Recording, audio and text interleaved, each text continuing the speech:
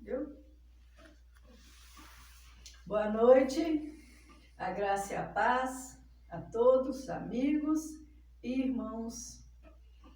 Vamos dar continuidade aos trabalhos, meus amigos, e eu vou estar falando aqui novamente a respeito de transgeracional, porém agora dando um exemplo familiar. O meu pai, ele era viciado em álcool. Ele bebia até perfume e álcool comprado para uso doméstico. Tamanho era o vício do meu pai pelo álcool. Então, ele era então alcoolista ou alcoólatra? Vamos entender isso? E eu, por consequência, tive trauma de homem que bebia. Não passava pela minha cabeça namorar, muito menos casar com alguém que ingerisse bebida alcoólica. Por que trauma? Sim, porque eu temia passar pelo mesmo sofrimento que minha mãe passou, tanto com meu pai como com o pai dela, que isso já vinha de geração a geração, que é o processo transgeracional, transmitido de geração a geração, que eu vinha falando com vocês há uns vídeos atrás, uns vídeos anteriores. Então, qual é a diferença entre alcoólatra ou alcoolista? Prestem muita atenção, que é de muita relevância este tema. Alcoólatra adora álcool, idolatra o álcool, viciado em bebidas alcoólicas. Vem do grego latria, alcoólatra, da palavra da terminação latria ou latron, que é idolatria, que é o mesmo que adoração. Então, o alcoólatra, ele adora álcool, como se o álcool fosse o seu Deus. Então, ele idolatra o álcool, por isso que é latria. Idolatra o álcool, adora muito o álcool. E o alcoólico é aquele indivíduo que gosta do álcool e do que contém álcool. Este é o alcoólico. E o etilista social, ele consome até 3 doses diárias de bebidas alcoólicas. Exemplo, uma lata de cerveja, ou uma taça de vinho, ou 25 ml de destilados. Ele vai pegar uma dose de cada uma dessas aí, e as 3 doses vai fazer com que ele se torne um etilista social. Esses destilados aí, para quem não sabe, seria o uísque, vodka, cachaça, são as bebidas mais fortes. Então, 25 ml dela já é uma dose. Uma lata apenas de cerveja, que eles chamam a cervejinha, e uma taça de vinho, já vai formar as 3 doses para fazer com que a pessoa entre no quadro de etilista social. E como isso afeta a sua família? Como conviver com um dependente de álcool, seja de qualquer dessas categorias acima, que é ali o alcoólatra, o alcoólico ou o etilista social. Como proteger seus filhos do dependente? Alcoólatra, alcoolista ou etilista social? Como conselheira espiritual, eu devo te orientar. Porque eu fiz a pergunta que ela está no ar. Como proteger os seus filhos do dependente do álcool ali? Então, se o homem, o dependente, estiver sob efeito do álcool, aconselho aqui a sua esposa, a sua companheira, a pessoa que está aí bem próxima dele, não discutir. Procure conversar o mínimo possível, porque ele está visivelmente alterado. Ele está muito falante, ele está eufórico ou calado, porque muitas das vezes eles se sentem culpados. Ele pode estar calado porque ele está se sentindo culpado por ter bebido novamente. Então, um quadro vicioso. Quando ele ainda tem consciência, que ele percebe o que ele está fazendo, ele se sente culpado. Entra no estágio ali de depressão. Passou o efeito do álcool ali, ele entra em estágio de depressão. Ele vai se sentir culpado, ele vai estar calado. Converse depois, minha amiga, minha amada, somente depois, outro dia, quando ele ou ela estiver sóbrio. E o que mais, irmã Ivone? Demonstre amor e compreensão. Sei que é muito difícil, mas também preocupação com o que ele faz quando bebe. Diga que não gostaria que ele ou ela, que gostaria que ele ou ela parasse de beber e que gostaria de ajudar. Sim. Então, em primeiro lugar, não conversar quando ele estiver alcoolizado. Depois, demonstrar amor e compreensão e oferecer ajuda.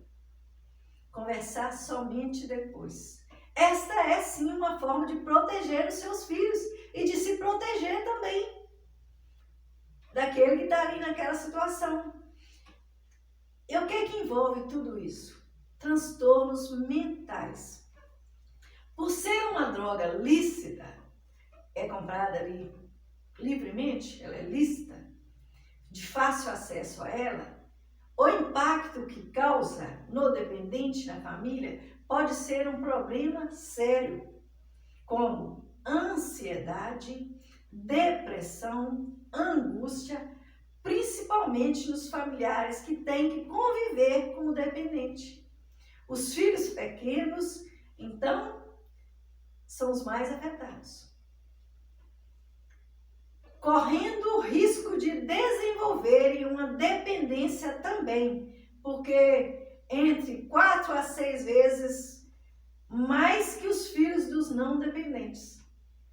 Comum neles problemas somáticos como atraso, crescimento e problemas psíquicos como dificuldade de aprendizagem, imaturidade afetiva.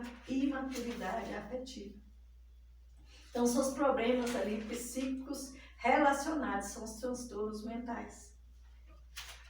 E para a esposa, vamos falar agora para a esposa, ela vai passar a ter uma preocupação constante, é uma inversão de papéis. Ela assume o papel do homem na educação dos filhos, porque o pai está sempre ausente. Ela deixa de cuidar de si mesma, ela se torna então sem vaidade. Por quê? Porque ele não vai ver mesmo. E assim os anos vão passando. Ela não tem para quem, nem porquê, nem motivo de se arrumar. Porque por quem ela deveria se arrumar, ele nunca está presente para vê-la. E quando está ou alcoolizado ou sofrendo com as consequências daquele processo que ele vem passando. Você conhece alguém que passa por isso? Comente aí e pode também sugerir para os próximos assuntos dos vídeos, viu? Para eu poder abordar aqui com vocês. Lembrando sempre que tudo à luz das Sagradas Escrituras. E qual é a expectativa de vida de um alcoolista e como que a gente vai entender isso? Ela é de pelo menos 20 anos a menos que uma pessoa comum. Uma pessoa que não bebe. 20 anos a menos, você sabe o que é isso? Se ele deveria viver até uns 80, ele vai viver até 60. O que está previsto para ele ali, 20 anos a menos com relação à pessoa comum. E as Sagradas Escrituras também nos falam sobre isso. Ela fala para a gente que um abismo puxa outro abismo. Está lá no Salmo 42, no versículo 7, na parte A. Era o salmista Davi falando ali dos abismos. Um abismo puxa outro abismo, isso é inevitável. A pessoa já está bebendo, ela depois pode partir para um outro vício, e aquele vício dá a ela coragem e ela pode fazer inúmeras coisas. Fora os problemas de saúde física e mental que causa no adicto. E o que é adicto? Adicto é apegado, é dependente, submisso e até mesmo escravizado. Este é o significado de adicto. Esse é o significado. Então, os traumas, o histórico familiar, tudo isso também tem que ser levado em conta. Tudo isso. E a adicção, estamos falando aqui de adicto, então vem de adicção. É uma enfermidade, segundo a OMS.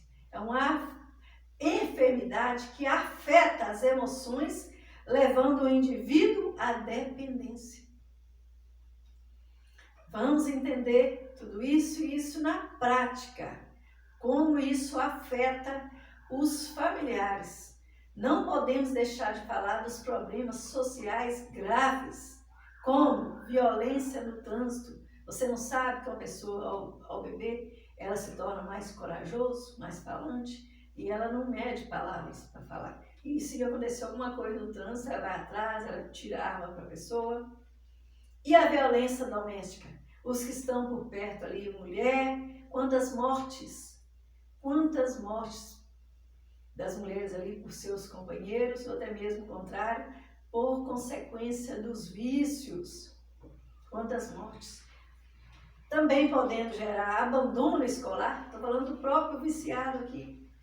Abandono escolar, abandono até mesmo do emprego, causando então problemas financeiros e posteriormente um empobrecimento da família.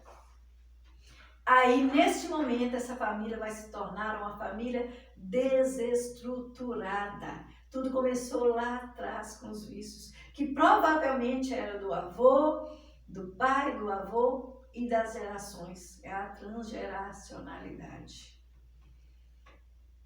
O que pode, então, levar a outros problemas. Por isso que a Bíblia nos relata que é um abismo puxando outro abismo. Não é verdade, meus irmãos? E isso vai gerar consequências nos filhos também. Não fica? E nesse empobrecimento ali ao qual eu estou citando agora, as pessoas vão parar até mesmo nos albergues, ou até mesmo nas ruas. A família se torna, então, desestruturada. Ele próprio provavelmente sai de casa. Se ele não sai, em algumas situações ele é expulso. Ele não estando mais no seu ambiente familiar porque perdeu esposa e filhos, ele pode ir para os albergues. Ele não ficando nos albergues, ele fica nas ruas. Já se foi mais uma família. E você conhece, eu também conheço pessoas que estão passando por isso. Então, e os filhos? Os filhos ali vão ser doados, provavelmente a parentes, ou até mesmo em instituições. E aí eu te falo, porque eu estou falando do meu caso, eu vivi isso. Eu, aos 11 anos de idade, eu fui morar com parentes. E eu saí da casa de uma parente e ia para a casa de outro parente. Porque eu vivia num lar desestruturado. Meu pai, ele era mesmo um alcoólatra e ele estava na condição de alcoolista. Ele bebia até perfume. Muito dolorido eu tenho que te falar isso. Ele bebia álcool de posto, de acender fogão a lenha. Ele bebia aquele álcool. Chegava perto da gente com um cheiro muito forte de álcool. E eu me lembro disso perfeitamente. Ele chegava em casa muito alcoolizado na parte da tarde. Ele já estava afastado do trabalho, não por esse motivo, que ele teve uma doença, um problema de saúde, ele foi afastado do trabalho. Aí ele começou a beber mais para chegar nesse limite aí. Aí ele não teve tanta responsabilidade com a família, fazia o que dava, o que podia. Ele chegava, eles discutiam, ele, por se sentir culpado por ter bebido novamente, ele batia a cabeça nas paredes, um corredor comprido assim que a gente tinha, batia a cabeça na parede, batia umas 3 vezes com muita força, como se quisesse mesmo naquele momento tirar a sua própria vida, e ele caía desmaiado poucos metros depois. Nós morávamos em frente ao hospital, uma cidadezinha muito pequena de Minas Gerais, chama-se Dionísio. Minha mãe corria lá, chamava o enfermeiro, que não tinha médico como se tem hoje, de plantão. O enfermeiro corria lá, prestava os primeiros socorros, ele voltava ao normal, quando às vezes não precisava até de ir para lá para tomar glicose na veia. Essa era a situação do meu pai. Isto eu vivi. Mas eu não vivi sozinha. Eu tenho certeza que vocês conhecem muitas pessoas que passaram por isso. Eu estou relatando como forma de prevenir isso em outras famílias também. Então, eu também fui criada com tia, fui criada com primas, com tias avós, né, que são as irmãs do meu pai e irmãs da minha do lado da minha avó, irmãs do meu avô, de ambas as partes. E patroas também, que muito cedo eu tive que já enfrentar a luta e começar a trabalhar nas casas de família. Aí eu quis casar, para poder quietar, para ter o meu próprio lar, a minha própria família. Aí um dos critérios que eu tinha em mente era: homem que bebesse não daria certo. Eu não queria repetir a história da minha mãe. Eu nunca experimentei bebida. E eu falei: não, para casar não vai dar para casar com um homem que bebe, não. Mas, por ironia do destino, eu conheci sim uma pessoa que bebia, esse aí não serve. E conheci uma outra, mas ele era muito gente boa, muito conhecido de todos. Falei: não, vamos fazer uma experiência, quem sabe ele para. E durante o namoro mesmo, ele foi diminuindo, mas antes de chegar nesse ponto, ele bateu o carro. Falei: gente, será que eu vou casar mesmo com essa pessoa? Ele bebe? Olha, chegou ao ponto de bater o carro. Batida leve, ele perdeu o reflexo, mas ele bateu. Ele bateu o carro. Mas eu acabei casando com ele. E eu sentia vergonha, ele me envergonhava. Mas ele parou, pouco tempo depois ele parou de beber. Mas alguns anos depois ele voltou a beber. Aí eu acabei indo para a casa dos meus pais, não chegou a ser uma separação, que foi um período ali de discussão. Eu voltei com os meus 2 filhos para a casa dos meus pais. Ele foi me buscar alguns dias depois, que até aquele momento não era uma separação, era uma discussão ali. Meus pais, que já eram muito pobres, ter que receber uma filha com mais 2 filhos, a situação não seria fácil. Ali o meu pai já havia parado de beber, já eram 20 anos depois, né? Quase 20 anos depois já havia parado de beber. Aí no ele me buscar, ele prometeu parar. E assim é o caso de muitas pessoas. Ele não parou, porém diminuiu muito. Mas tudo isso gerou nele consequências. E as consequências foram obesidade, ele se tornou obeso mórbido, pressão alta, ele ficou com a pressão incontrolável, e por causa disso ele se tornou diabético. E sofrendo ali uma pressão no trabalho, porque ele exercia um cargo de liderança ali no trabalho dele, ele então, um dia ele chegou em casa e ele desenvolveu um quadro de AVC. Ele então, meus irmãos, teve AVC aos 44 anos. E uma semana dentro desse quadro, ele acabou falecendo por consequências do AVC. Ele teve falência múltipla dos órgãos. E eu fiquei então viúva com 30 anos de idade, com 2 filhos para criar. Uma menina de 5 anos de idade e um menino de 8 anos de idade. Então essas são as consequências para os filhos. Uma das.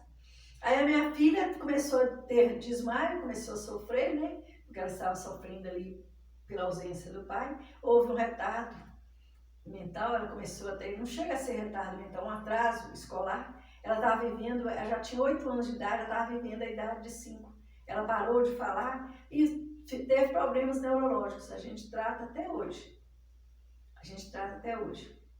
O filho, ele acabou também indo para os vícios. Naquele momento ainda era uma criança, ele estava viciado em videogame. Um pouco mais à frente veio a viciar-se em bebida alcoólica e também o uso de maconha. Ainda que eventualmente, mas o uso de maconha também. Então, a família estava desestruturada. Tinha ali uma mulher criando 2 filhos sozinha, para entrar na estatística de que os filhos que dão trabalho são os filhos criados por mães sozinhas. Tinha ali agora uma outra história para viver. Eu já não pensava em casar, e se pensava que bebesse, não daria para casar. Até chegar a me casar, conhecer meu esposo e casar com ele, ele parou de beber para se casar comigo. Estão vivendo há 8 anos sem bebida. Oh, glórias, aleluias. Oh, glórias. Mas isso é assunto para outros vídeos, porque o que vem ao caso aqui agora é o que a bebida alcoólica faz na família. Ela desestrutura a família. Oh, glórias. Então, o meu esposo, ele teve, então, AVC. O meu pai teve infarto aos 77 anos de idade. Se de acordo com a perspectiva, ele poderia ter vivido mais 20 anos, ele teria chegado quase aos 100. E ele morreu aos 77 anos de idade. E agora? Como tratar? Tem um alcoolista em casa, você já sabe que é alcoolista, você próprio tem noção disso, consciência. Nós temos os CAPs, CAP, CAPs, Centro de Atenção Psicossocial. São unidades de saúde feitas para atender gratuitamente dependentes de álcool e outras drogas, com equipes formadas por médicos, psicólogos, terapeutas e participação da família. Sim, porque é muito importante a participação da família, porque o adicto, ele se torna manipulador. Ele inventa desculpas ali para pedir dinheiro para a família, ele inventa até alguma dívida, qualquer desculpa que ele puder, para poder pedir dinheiro para a família, para sustentar o seu vício, quando ele já está numa condição de que ele mesmo não consiga sustentar. Lembrando, o apoio espiritual é fundamental. Importante ter alguém para interceder por você junto ao nosso Pai Altíssimo, orando, jejuando, lendo as Sagradas Escrituras, te ouvindo, aconselhando se preciso for, e se preciso for também, sofrer por você, sim, porque para rir tem muitos, mas quando você se afunda lá nos vícios, olha para o lado, olha para o outro, não vê ninguém. Quem sobrou neste momento? Quem sobrou? Sobrou a sua família e sobrou aquela amiga crente, aquela chata, que sempre orava por você. Você conhece alguém que está passando por isso? Você tem ajudado de alguma maneira? São perguntas que vão ficar aí para você. E nós vamos dar sequência aos próximos vídeos, viu? Eu estou falando de doenças psicossomáticas, estou falando de inteligência emocional, estou falando aqui das consequências da tortura psicológica nas crianças, nos familiares. Então, é assunto para outros vídeos. Oremos e finalizaremos este trabalho nessa noite. Vamos orar? E ao final da oração, que vocês possam concordar com assim seja. Vamos orar? Pai amado, Pai Altíssimo, meu esposo também está aqui a filmar, ele está aqui acompanhando a oração. O meu esposo Valmir, Pai amado, Pai Altíssimo, nós estamos orando para finalizar este trabalho.